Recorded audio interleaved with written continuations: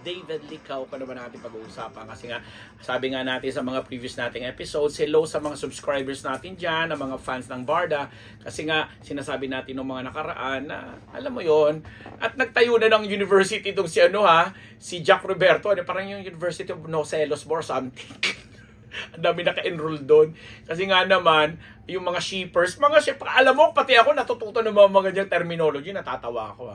Yung mga shippers at mga nagpipilit na i-ship nga itong Barda, si Barbie kay David Licao, kahit alam naman nila in real life, talagang si Jack Roberto na ba ng karelasyon? Wala nga kayo ganyan.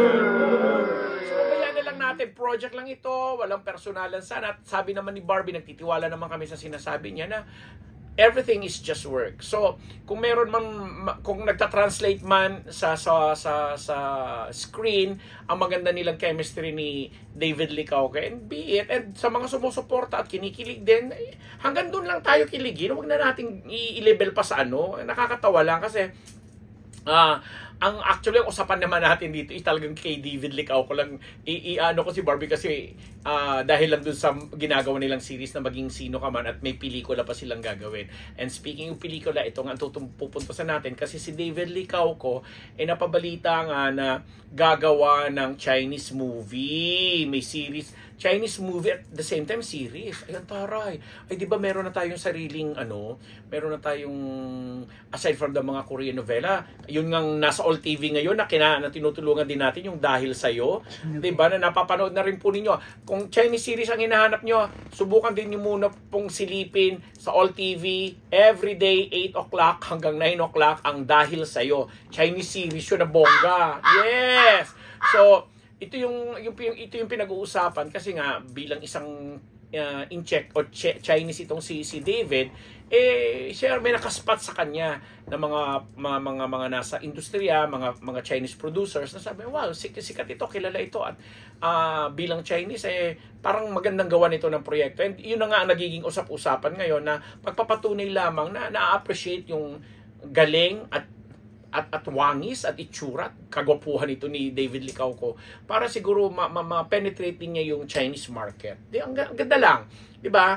Well, gusto rin naming dagdagan yon sa pamamagitan ng pag-a-agree naman sa mga ilang fans niya, mga supporters, na sana naman daw mag-focus din si David sa kanyang acting, kasi nga marami nakakapuna na alam mo yon na may mga certain or mga particular roles lang na binabagayan si David Licao ko, and may mga nakikita sila siguro in the past on mga previous works niya na hindi sila masyadong satisfied, na kagaya din namang aming observation din, may mga ilang ginagawa itong si David na sabi nga natin parang kulang pa, hilaw pa.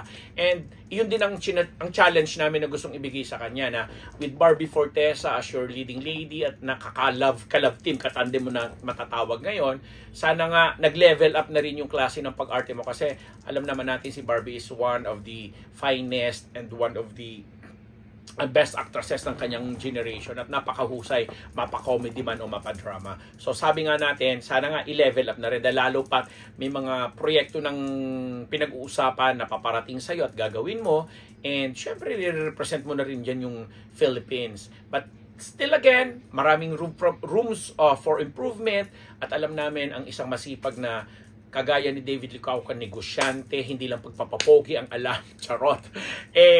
Alam namin na siseryosohin niya yan, kasi nakita na namin yan nung minsan kumain kami diyan sa may UP Town Center sa kanyang restaurant doon. Nakita namin kung paano niya talagang tinututukan ang pag-aasikaso. Kaya kung naaasikaso niyo mga ganung bagay, how much more naman ito talagang masasabi nating 80 to 90% na ginagawa niya araw-araw ang pag-arte. And on that note, hindi na kami makikipag-artehan sa inyo, mga Barda fans diyan, mga Jack Roberto fans din dyan, batiin na rin natin, pati na rin yung mga ibang kapuso. And congratulations na rin kay Mikoy Morales, kasi finally, o diba sabi namin sa'yo, nung kinapanayam ka namin dun sa dalawang Cinemalaya entries mong Rookie at saka yung Tether, naging best actor ka na, at ikaw nga ang gaganap na sidekick ni David Licao ko dito sa Maging Sino Ka Man TV series sa GMA, na very soon ay mapapanood na natin. And again, David, good luck sa gagawin mong Chinese movie, Chinese series man yan or what,